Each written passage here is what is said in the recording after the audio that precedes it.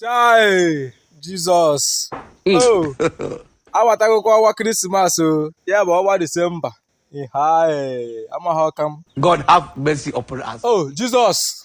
Biko nna. Look at my face. Eze a na-akpechala ọgụ. Odogwu bi n'elu ọgọdọ a na-akpọ Nan.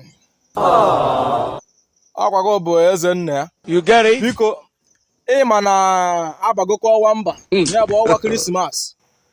Ya bụ biko nna. Nyekwa m ihe m ga-eji gbaa Christmas o. Gọzie m. Nye m ogologo ndụ na alụ isi ike. Nye m money. I need billions, like trillions. Like a na-ekwekwa na-eme. You want to go contract of 100 billions. Abịa. A na-eme. You want to go. Ihe a bụ new Christmas ka a na-abanye. Ọnwụ na-efọrọ. Ofu ọnwa.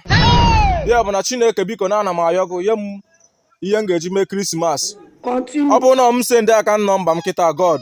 Jesus biko. Esend m account number m kịta. Ikiri m ego ọ bụla ekiri m kịta agazi m iji bido business so that ka m nwee ike gote nwe ekpalesi m ga-apa n'ụlọ ka ihere m ekwensu na ndị ogolo ọrụ. You get it? Ndị oche na mama ngote ekpalesi na Christmas a egote m ha pụ na Chineke na ọrụ.